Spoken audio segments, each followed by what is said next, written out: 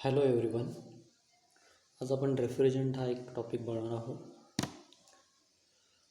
तर basically refrigerant काय आहे?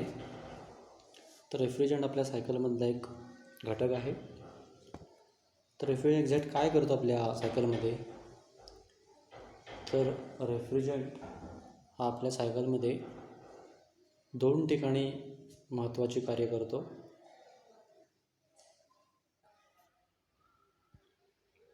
जो हा युवापटर दिसतो आहे इथे तो एक्स्ट्रॅक्ट करतो, म्हणजे उष्णता काढून घेतो. जी काय पदार्थ असेल आपला तिथे आपण ठेवला तिथली उष्णता काढून घेतो.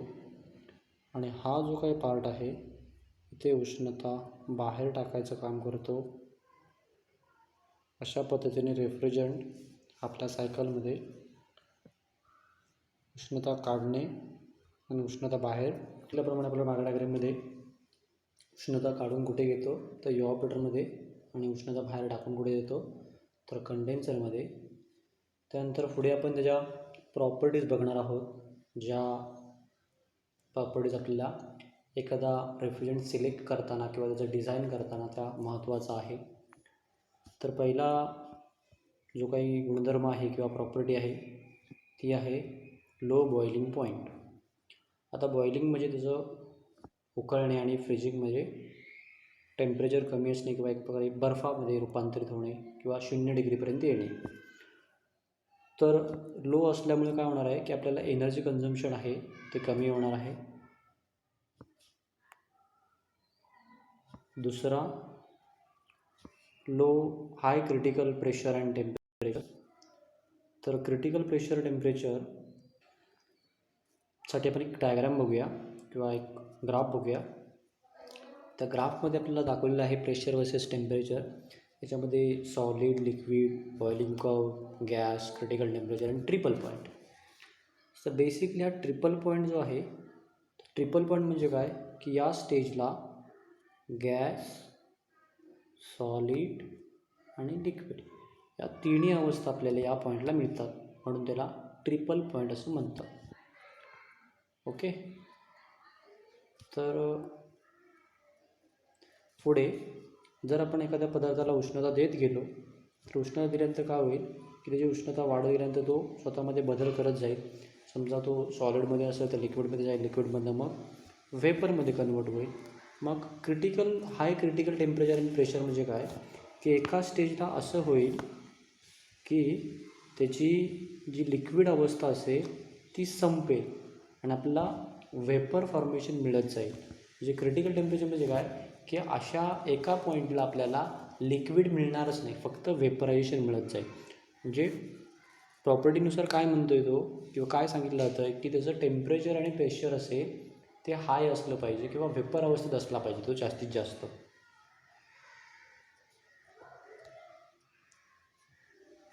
त्यानंतर पुढची प्रॉपर्टी आहे की लॅटेंट हीट ऑफ वेपरायझेशन. अगेन आपण लॅटेंट हीट ऑफ वेपरायझेशनसाठी डायग्राम बघूया. लॅटेंट हीट ऑफ वेपरायझेशन जो काही हा इव्हॅपोरेटर आहे, इथे काय होतं की जसं म्हटले की लिक्विड अँड फ्लॅश गॅसेस आणि लॅटेंट हीट ऑफ वेपरायझेशन जे काही इथं लो प्रेशर असेल त्याच लो प्रेशरला याचं लो प्रेशरमधून गॅसियस फॉर्ममध्ये फॉर्मेशन होते. बघा, गॅसियस फॉर्ममध्ये फॉर्मेशन होतं आहे लो प्रेशर असताना लिक्विड टू गॅस किंवा वेपर. यालाच त्यांना म्हणायचे की लॅटेंट हीट ऑफ वेपरायझेशन.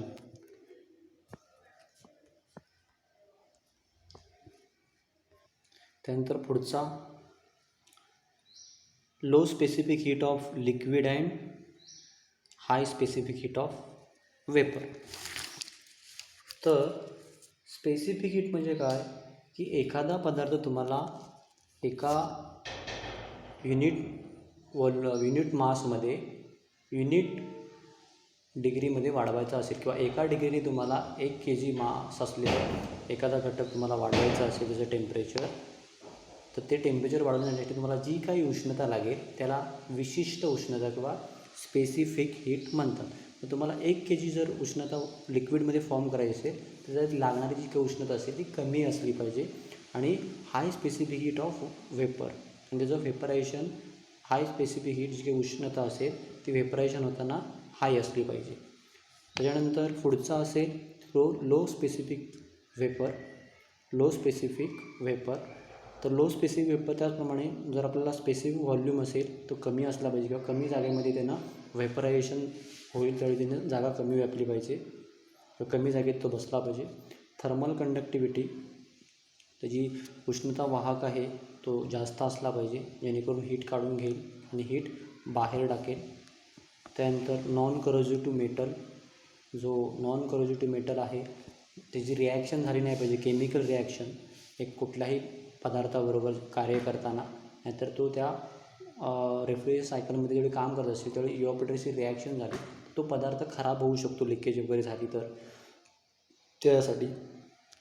त्यानंतर non flammable and non explosive, तो ज्वलनशील आणि स्फोटक असू नये जेणेकरून तो आपल्या इंडस्ट्रीला किंवा एखाद्या घरामध्ये ज्यावेळी तुम्ही तो रेफ्रिजरंट वापरा त्यावेळी तो सेफ असेल, जळणार नाही किंवा स्फोट होणार नाही त्याचा. नॉन टॉक्सिक, सपोज लिकेज झालं तर त्याच्यामुळे लोकांना त्रास होता का नाही, किंवा टॉक्सिक म्हणजेच काय तर विषारी, त्याच्यापासून लोकांना इजा झाली नाही पाहिजे अशा पद्धतीचा तो पाहिजे. त्यानंतर लो कॉस्ट, त्याची कॉस्ट असेल ती कमी पाहिजे कारण आपल्याला तो इझिली कमी पैशामध्ये अवेलेबल झाला पाहिजे. त्याच्या पुढचा आहे तो इझिली अँड रेग्युलरली अवेलेबल, तो इझिली अँड रेग्युलरली अवेलेबल झाला पाहिजे आपल्या मार्केटमध्ये.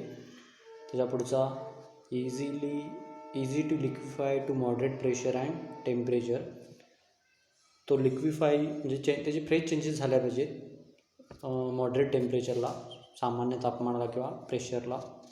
Easy to locating leakage by odour or suitable, त्याचा वास आणि तो पटकन आपल्याला डिटेक्टेबल झाला पाहिजे.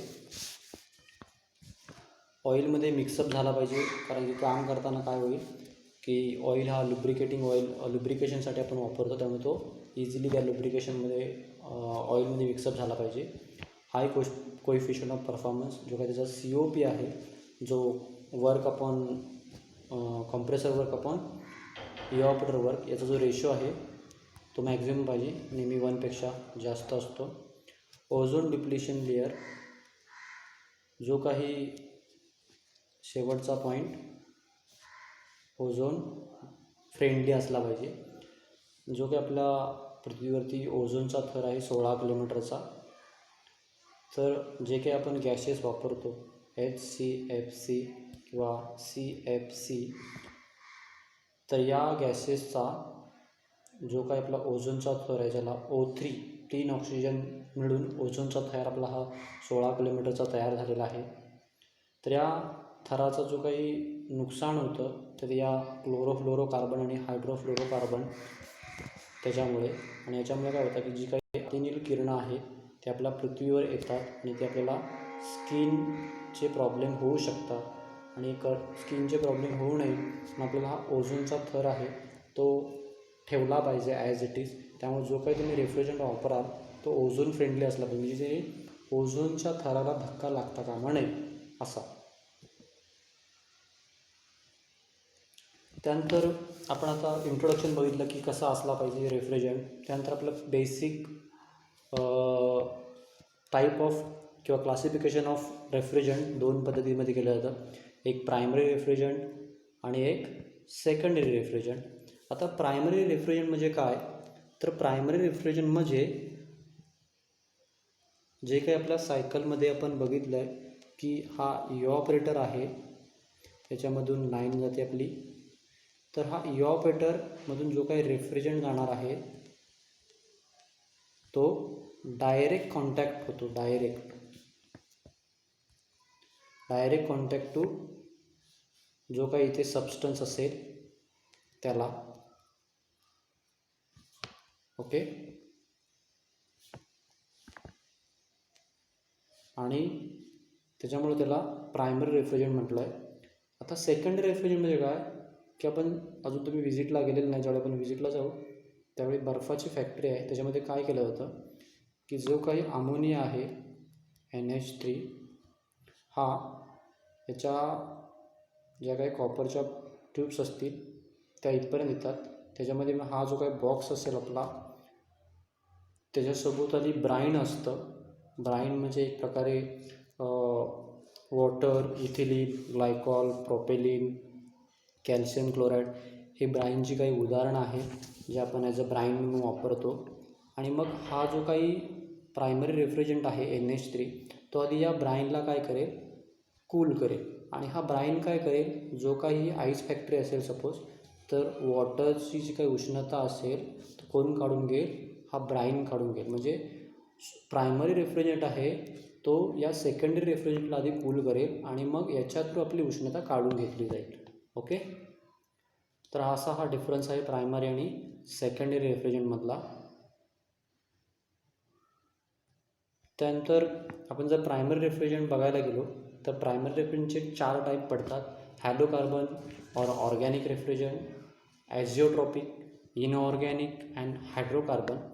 तर त्याच्यामधला आपण पहिला हॅलोकार्बन रेफ्रिजरंट काय आहे ते बघूया. तर ही एक अमेरिकनची सोसायटी आहे किंवा एक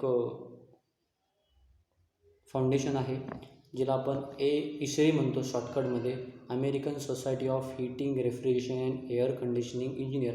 जे काही नॉर्म्स तयार करते की याच्यापेक्षा आपलं वेगळं नाही झालं पाहिजे किंवा जो काही आपला रेफ्रिजरंट असेल तो याच्या प्रॉपर्टीमध्ये या प्रॉपर्टी त्याने फॉलो केल्या पाहिजेत, अशा पद्धतीची नॉर्म्स क्रिएट करणारी एक संस्था आहे ISRI म्हणून. तर आत्तापर्यंत त्यांनी 42 काय केलेले आहेत, हॅलोकार्बन फाइंड आउट केलेले आहेत किंवा त्याच्यापेक्षा जास्त पण असतील. पण त्याच्यापेक्षा जे काही फेरॉनची फॅमिली आहे, जी फेरॉनची फॅमिली आहे तीच आपण ॲज अ हॅलोकार्बन म्हणून वापरतो. फेरॉनची फॅमिली ज्याच्यामध्ये जसं की CFC, हा F म्हणजेच काय आहे की फेरॉन. जी फेरॉनची फॅमिली ज्याच असेल त्याला आपण हॅलोकार्बन म्हणू. आता हॅलोकार्बन आहे त्यालाच तुम्हाला परीक्षेमध्ये क्वेश्चन विचारला जातो की हॅलोकार्बनला अजून कोणती नावं आहे. तर हॅलोकार्बनला आपण जेनेट्रॉन किंवा आयसेट्रॉन असं सुद्धा म्हणतो. त्यानंतर सर्वात पहिल्यांदा जो काही हॅलोकार्बनचा मध्ये जो घटक सापडला जो R12 आहे तो थॉमस मिडग्ले याने 1930 फाइंड आउट केला ॲज अ फर्स्ट रेफ्रिजरंट, जो आपण आता वापरत नाही आहोत. तर इथे बघितलं तर आपण बेसिक हिस्ट्री बघितली होती त्यावेळी की आईस स्टोरेज आहे. आईस स्टोरेज की साधारणपणे 200 वर्षापूर्वीपासूनची सुरुवात झालेली आहे की आपल्याला रेफ्रिजरेशन सिस्टीमची. तर मोठमोठे काय करायचे, बर्फाचे जे काही चौकोनी आकाराचे स्क्वेअर कट करायचे आणि जिथे तुम्हाला रेफ्रिजरेशन करून पाहिजे किंवा एखादा पदार्थ ठेवायचा आहे तर त्या रूममध्ये आणून ठेवायचे. अशी आपण ही अमेरिकेपासूनची सुरुवात आहे. इंग्लंड, अमेरिका, युरोप, रशिया, जिथे जिथे बर्फाचे जास्तीत जास्त थर आहेत तिथे ते तशा पद्धतीने करायचे. नंतर मग एअर सायकल वापरली जायची, जे काही आपण म्हणतो की एका भांड्यामध्ये पाणी ठेवा, जे काही मिठाचं पाणी असेल किंवा साधं पाणी. मग काय होईल, त्याचं इव्हॉपरेशन होईल आणि इव्हॉपरेशन झाल्यामुळे काय होईल की त्याचे बाष्पाचे छोटे छोटे पॉईंट्स किंवा अणू क्रिएट होतील आणि त्याच्यामुळं इथली ह्युमिडिटी मेंटेन ठेवली जाईल आणि त्याच्यामुळे आपल्याला रेफ्रिजरेशन इफेक्ट जाणवेल. त्याच्यानंतर मग 1900 सालापर्यंत ते वापरलं जायचं. त्याच्यानंतर मग 1930 जसं आपण बघितलं आता की मिडलेने पहिला R12 जो फाइंड आउट केला, जो हॅलोकार्बन कॅटेगरीमधला आहे. त्यानंतर मिथिल क्लोराईड, कार्बन डायऑक्साईड ज्याला आपण CO2 म्हणतो, 1950 साधारणपणे अमोनिया फाइंड आउट केला गेला. त्यानंतर कार्बन डायऑक्साईड जो आपण रेग्युलरली वापरतच आहोत आणि साधारणपणे हे 1985 वगैरे क्योटो प्रोटोकॉल झाला, ज्याच्याप्रमाणे आपल्याला हे जे CFCवाले घटक असतात ते वापरायला बॅन केलेलं आहे. ओके, आणि सध्या आपण R410, R134A जे वापरतोय. रेफ्रिजरंट बघूया ज्याला R11 म्हणतात.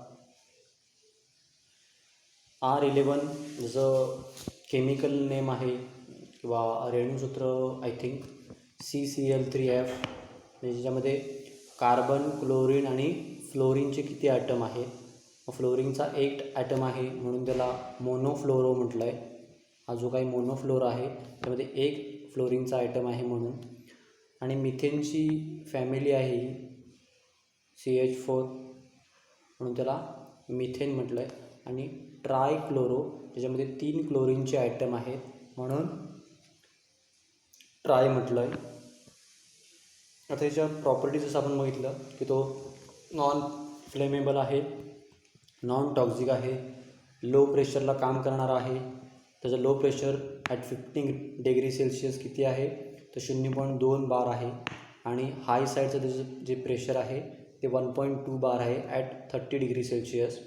त्याच्यानंतर त्याचं जे काही लॅटेंट हीट आहे ती 195 kJ/kg आहे. म्हणजे 1 kg आपल्याला 1 kg रेफ्रिजरंट ज्याची उष्णता 1°C वाढवायची असेल तर आपल्याला 195 kJ एवढी काय लागेल, उष्णता लागेल. त्यानंतरचा बॉइलिंग पॉईंट आहे तो बघा किती कमी आहे, फक्त 23.77°C तो उकळायला म्हणजे बॉइलिंग व्हायला लागतं त्याचं. त्याच्यानंतर हा जो काही आहे रेफ्रिजरंट तो आपण कुठे वापरू शकतो, सेंट्रिफ्युगल कंप्रेसरमध्ये 200 TR किंवा त्याच्यापेक्षा जास्त टनेज कपॅसिटीसाठी. आणि हा जो काही रेफ्रिजरंट आहे त्याचा जो काही सिलेंडरचा कलर असेल तो काय आहे, ऑरेंज. ओके.